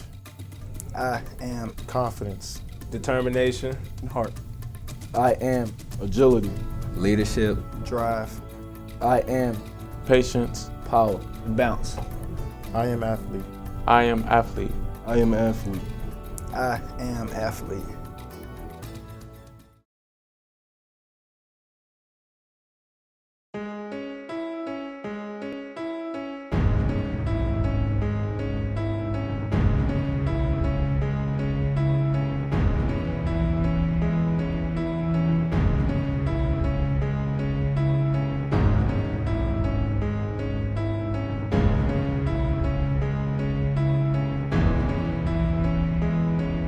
It depends what you write. Art. That's my one word, man. It's art. It's an underrated form of art. Gave me a voice in the city. I would say relief. Just art. Some would say just expression. Some would say creativity. Some might say living. But really, for us, it's grounded in writing. We are writers. That's what we call ourselves. That's what we do. First of all, graffiti is a mark on a surface, right? Then the urban graffiti that we have experienced in the last 50 years that came from Philadelphia and New York City and other inner city areas was a venue for young people to express themselves through vandalism, putting their names up, getting props, recognition, and fame for that. And then once you have, once you have like skills based on spray painting, then you could take it further. It was tagging that made it possible for me to learn how to paint a butterfly, right? Or to be able to paint any language. Because all languages are the same. They're built on a line and on curves, right? So that means you could go anywhere in the world and paint if you know how to do graffiti. So back to the history of it, in Chicago, it had always been here, but in different forms. People used rollers and paintbrushes back in the day. Old school gangbangers, the OGs used to use rollers to put their names up. When graffiti came from New York, then people began to use spray paint to put their names up. And then it evolved from the tag into the wild style lettering that we know of today and the productions that we paint. You know, like when you were a kid growing up in Chicago during that time, and it's still like this today, I don't think that's changed so much. Like you pretty much know which gang is in the neighborhood by looking at the walls. So what happened was that the gangsters were claiming neighborhoods, you know, and when New York City graffiti came about, it was all about getting out of your neighborhood. Like you didn't want to be the guy that wrote his name all over your neighborhood. You wanted to be the guy that was writing your name all over the city. It depends what you write, you know? Like, I guess if you write like gang signs or, you know, stuff like that, it does make it look bad, but I mean, this is like drawings, it's art. I mean, look at that and look at this. It takes a lot of talent to do this. The difference between gang graffiti and art graffiti is that gang graffiti is more vandalizing, possession over territory, and it's not for any emotion into it. It's just saying this is mine, this is who we are, you know, and it's vandalizing. You know, it has no feeling into it. It has no purpose. One of the hugest, most beautiful things that ever happened to me was becoming a graffiti writer, because it got me off the block. I mean, a lot of the guys that I grew up with, a lot of guys that I was friends with from the time I was like 5, 6 years old, you know, they got caught up in that gang stuff, and they could not walk 3 blocks east, you know, west, north, south without fear of, you know, getting their head split open, right? You know, our community here suffers, man, from segregation, from racist housing policies that have made it so that ownership is difficult here. So there's too many dilapidated structures around. So what should you do with that? Just leave them brown or whack or, you know, damaged? No, we want to bring some color to it. So the objective is basically to bring color to the community and beautify and transform it by painting these walls. Well, I see my man painting, it stuck out to me because, like I said, I really don't see this in my community a lot, especially from back in the days to now. But it's a new way to express yourself. It's hot. It stands out in the community. It makes you wonder, like, who did it and how could I get involved. So it's what's up, man. It just picks your brain and actually makes you see that there's more out here than just partying for entertainment or to express yourself or gangs and drugs and all that. You can draw, you can do art around the community, express your feelings on the wall or something. When we painted this wall, we had like 15 kids for a summer program, and we painted the largest mural in the city, but it was a graffiti production. It was all real graffiti, real burners, telling the truth. Like we did the police officers, a pig, and you know, chasing after kids and stuff. That really changed how I realized, like, man, this really affects our community in a positive way, because all those kids would go by and they'd be like, I painted that, I painted that. This was my idea. This was my idea. And I was like, man, this is beautiful. I would like to do this more. I think that if you know how to do art, do graffiti, then you should do it because it's something that has to do with emotion, about how you feel, about how things are probably going in your life. Basically, if you use a dark color, that means something bad. If you use a light color, it means something good. I think art, graffiti, all that is just a fun thing to do. It doesn't matter what anybody thinks about graffiti or art. Art graffiti is more of a, this is what the world is, this is what it has come to, this is what we're doing, and this is what we want. You know, it's just someone's feelings into a canvas and just showing that the world isn't right, or just showing how their mind is going. Something that can't be said and can't be understood and just seen through one's hands. It's more like a type of expression, I would say. Yeah, like, you know, people have like certain ways of expressing themselves. Then we express themselves through art. So it'd be like politics and art, let's say go hand in hand, you know? It's like representing us and what we have to say. But we don't have a word, you know, they don't take our word, so might as well show them, right?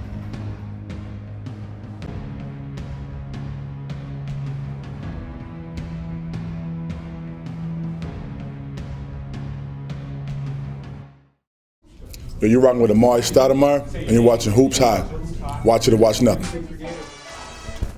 Behind the scenes of Hoops High, it's more than interviews and replays. The crew contributes 110% in setup and production. While we have fun, we are also very serious about getting the job done. We have the opportunity to work with big companies such as Nike and to meet current and future NBA stars. We are Hoops High. If you could eat any food, but only that food for the rest of your life, what food would that be? Fish. Fish. Shrimp. I would eat Twinkies for the rest of my life. I'll eat every food. Chairs? Chairs? Yeah. Like the one I'm sitting on? Yeah. It is complicated, but anyways, FSM News is on. Warning, the following stories are completely fictitious and should not be taken seriously. Please don't try this at home. Today on FSM News, we're here at the Gary Coleman Youth Center on the south side of Chicago. Coming to you with the reality shows and stars of today. Stick around, you don't want to miss this. Live from the Gary Coleman Youth Center, you're watching the most trusted teen news show, FSM News, with your award-winning FSM News team. Polly Williams with the super flashing weather report. Reporters, Aquitagene Carter, Davy Rose, and Lolo Rodriguez. And our number one anchors, Brittany Chance and Stephanie O'Donnell. They gave you a spinning chair? Hello and welcome to FSM News. I'm Brittany Chance. And I'm Stephanie O'Donnell. There has been a lot of drama around the house of the Bougie Girls Club. Ooh, drama. Let's go check it out. FSM News reporter Aquitagene Carter gets an inside look at the Bougie Girls Club reunion. Today on the Bougie Girls Club reunion, only few can make it, but here are those girls now. Hey girl. So today I expect Monte Nisha to apologize to me for looking at me like that. I will get my apology out of you today. Oh, she's so funny. I ain't apologizing for nothing. But I am hoping to have fun. Well, me, I really don't care what the other two think. I'm just here to do me. Last week on the Bougie Girls Club.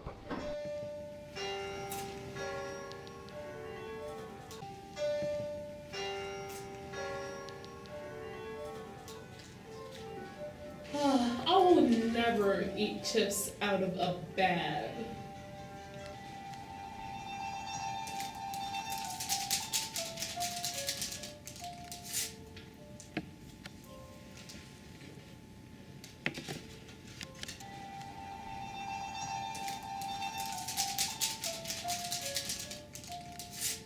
That tea was disgusting. Much like your purse. Oh, Mote Nisha. I don't care what you say about me. I'll beat you with my new Versace. Tanisha, can I interview you? Sure. So, how did you feel after seeing that clip? Well, I usually don't like it when people see me eat, but I did look cuter than her. How do you think it could have been done differently? What do you mean? It can't be done differently.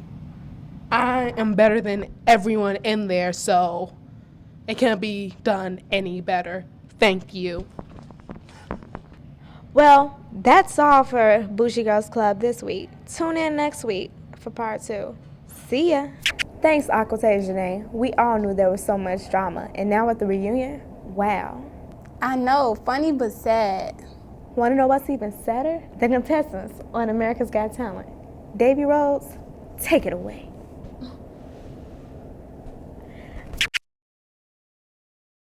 America's Got Talent is airing the premiere of its 9th season tonight, but after 8 seasons, has the show run out of talent?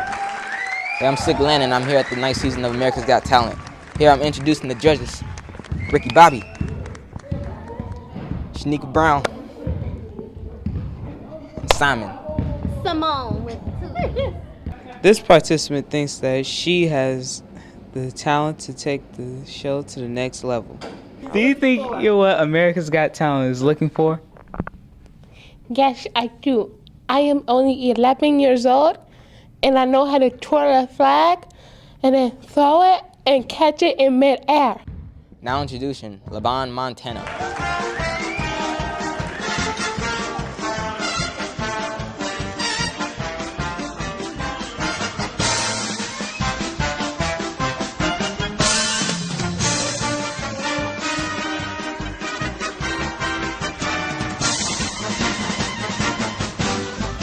I'm sorry, that was really just whack. You just should go back.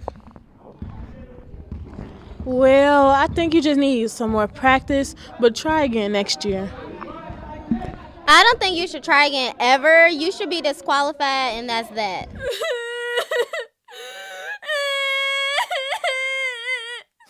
Judges and viewers feel as if America's got no talent at all. How do you feel about being given the chance to showcase your talent? I feel very privileged to do this. I didn't know that they would call me and tell me that I could be on America's Got Talent. So when I got this, I wanted to shout out to my mother. I wanted to, just share what I was able to do, which was my rubber band tricks. And I feel like it's going to be a doozle. I'm going to make a Batmobile. Now I'm going to make a clock. I'm going to make a water bottle.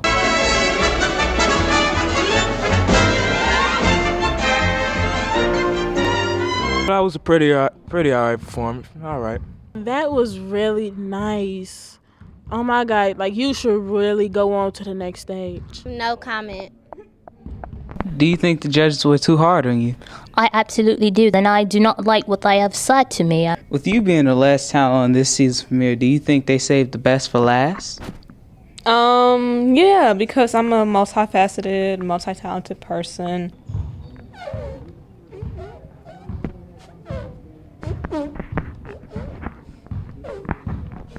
You're here. There's nothing I fear, and I know that my heart.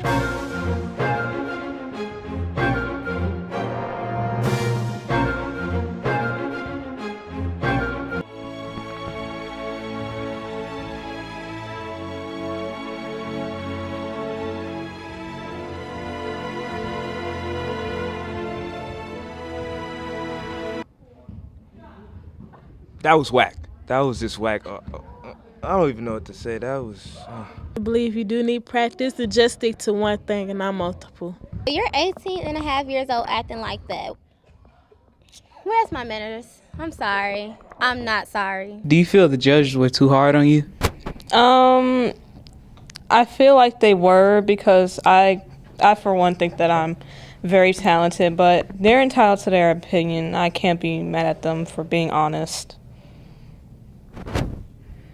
Wow. Yeah.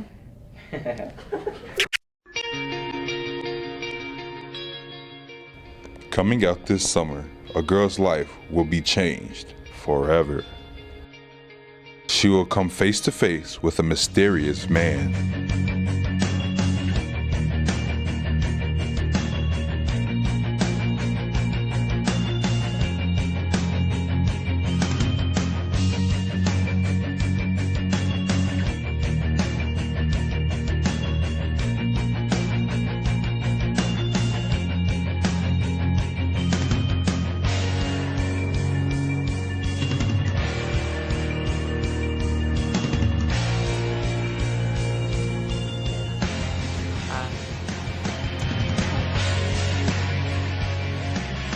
But what secrets are being held? And what secrets will come to the light? I know who you are.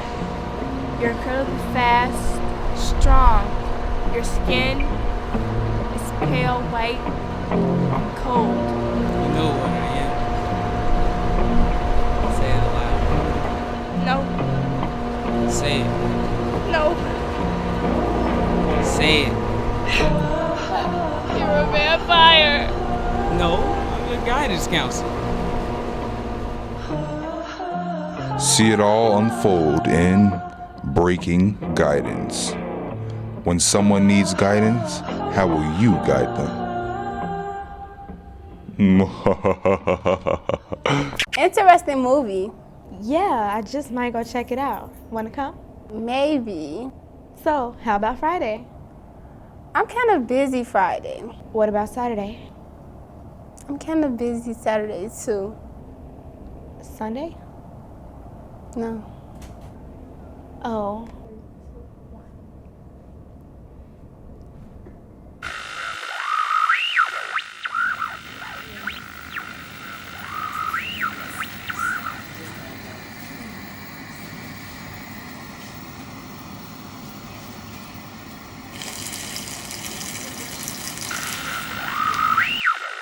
But we should go check out The Real Husbands of Hollywood. Yay, more drama. Hello everyone, I'm Lolo and welcome to the Real Husbands of Hollywood reunion show. Today I'm here to get the scoop on what happened in their hood. Stay tuned.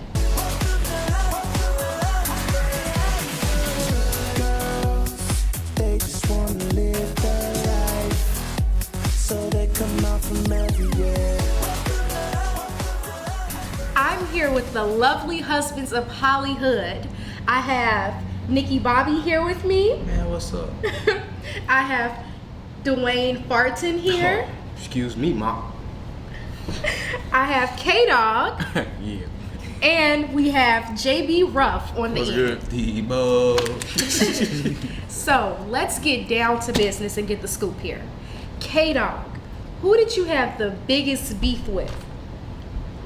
Nikki Bobby. It was Nikki Bobby. Oh, it's Why?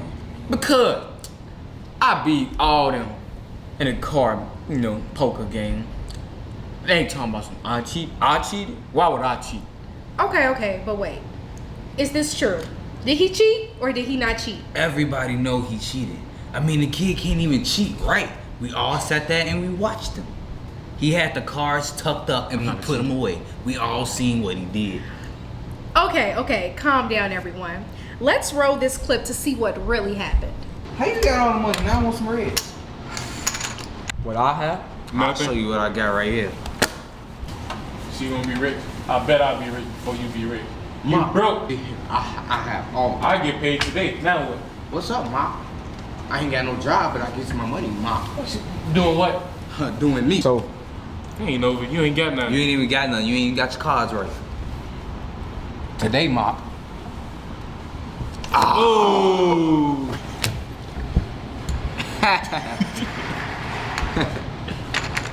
Y'all, you cheating, man. See, the thing is, everybody got their attention on farting right now. But the problem is, K-Dog, he's the one that's cheating. I'm sick and tired of K-Dog cheating every time we have a game. Every time he come over my house, every time we have a party, every time we do something, it's always K-Dog. And it didn't used to be like this. K-Dog used to be a good guy, but now I'm tired of this mopping up everything we do. He is a mop and everybody needs to know it. I'm tired of this. I cheated, but I deserve to cheat. You don't know my name. I'm K-Dog. They all some lambs. I deserve to get that money. All them some mops. Well, we got to the bottom of that. But JB Ruff, you had a lot of drama this season over a bet. What happened with all of that? See that mop down there? Who? Dwayne Farton? Yeah. Okay. So we having a bet on the Miami game. The Miami he won. He ain't giving out $150. Oh, excuse me, Ma. I told you I was gonna give it to you and I had it. I just don't. That was 2 weeks ago. I was supposed to have it right now, Ma. That's before I found out K-Dog over there cheating. What K-Dog got to do with this? He took all our money. And Okay, he knew that. okay. Why you bet your money you could have gave me for the bet? Okay. Let's see what really happened that night of the bet. Roll the clip. Yes. Let's go. Score. Yes. Yes, Miami won. Where my money? Man, you know I'm gonna have your money, Mop. You better have my money in 2 weeks. Come on. Yeah, I owe that Mop some money. Well, what I look like giving this man some money, man? I mean, yeah, I lost the bet, so I'm not finna get that Mop no money. Come on now.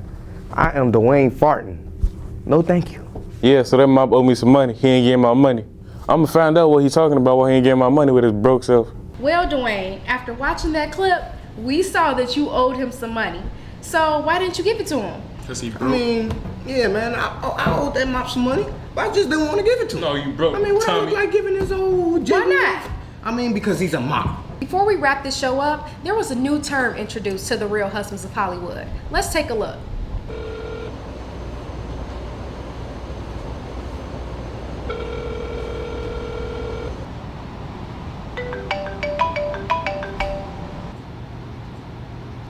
Hello? Yeah, what's up, Mop? You know I won that card game. I want my money. You ain't nothing but a little Mop. Let me find out you ain't got my money. Because the other night, I spent 30 G's on my girl, Mop. What type of mop spent 30 G's on his girl? This Mop right here, Mop. Well, there was a lot of mop calling this season. Nikki Bobby, could you tell us what exactly is a mop? Sure. So the best way to describe what a mop is K-Dog. K-Dog is the biggest mop you could ever find. You gonna take that? K-Dog, could you tell us what a mop is? I know he's saying that a mop is you. It's But K-Dog. could you give us the K-Dog. real definition on what a mop is? The real definition of a Mop? I'm shocked. I mean, Dwayne Farton is a prime example of one. I agree. Oh. Yeah, you probably about the best mop that you could ever see. Since mop is the new term, who was the biggest mop of all time this season? That's a good question. Dwayne Farton. Yeah, I think it's Dwayne, because you know Dwayne is the reason why we all are in this mess. Where my money? All y'all some Mop. Give me my money for Miami the bet. biggest mop of all money. time. Back to you. Oh yeah, there's surely some mops. But they were awesome. And now it's time for the weather. Polly Williams informs you about the massive heat wave coming this week from the FSM News Super Flashing Weather Report. How's it looking, Polly? It's hot out here. Sounds rough. How about tomorrow? Still hot. Okay. Are there any changes in the forecast for this week? Wednesday it's gonna rain. Okay, thanks, Polly.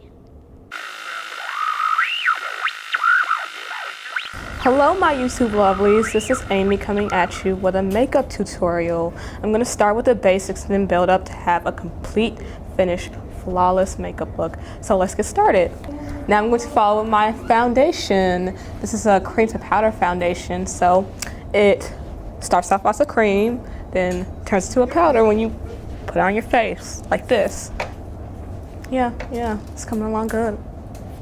So now, I'm going to use my bronzer to contour my face and give it a nice structured look.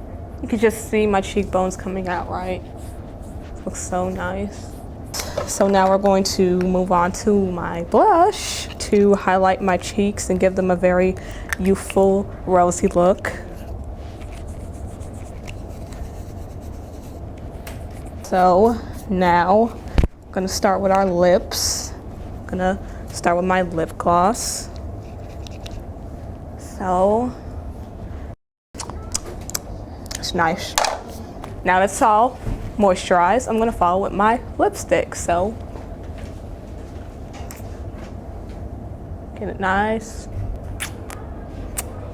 Now we're done with that. We're gonna go on to my eyes.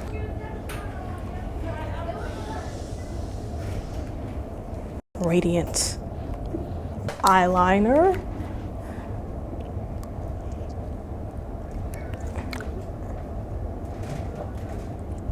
See that nice cat eye that's going on? Gotta have a nice, steady, controlled hand to do that. Now, finish it off.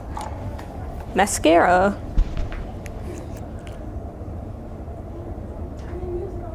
The bottom.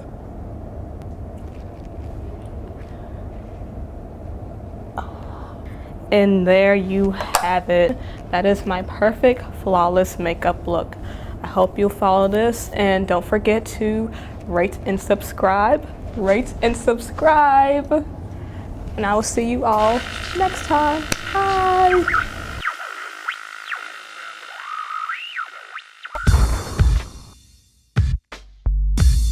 This just in. Did you know that if someone tap dances and make people act strangely?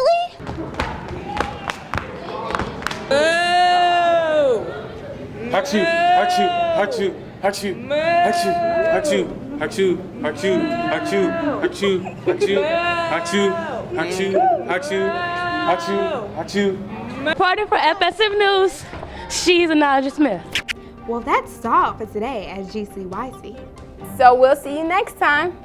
Until then, you can find more info about us on Facebook. Just search FSM News.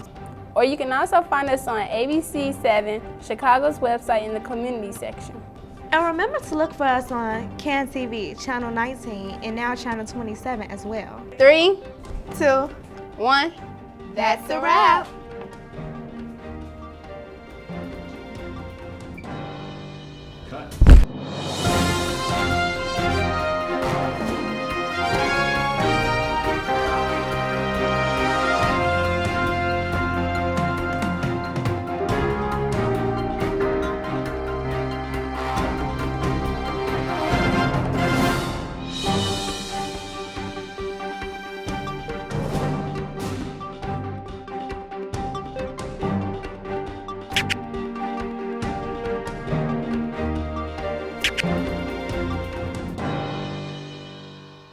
It's gonna rain.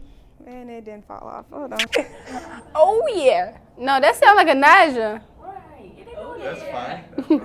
Oh yeah. Call me another mop. Mop. I said I'm gonna have your mop. His bro. Stop. Action in 3. Can you turn around at least? You getting on my nerve. Action. 3, 2. I know what you are. Wait, I mean, oh crap, I was to say that. You know who? Well, that was right. It's Alex. Put up in that new Rory. Like I'm John, got it? Free Spirit Media cultivates diverse youth voices to transform media and society.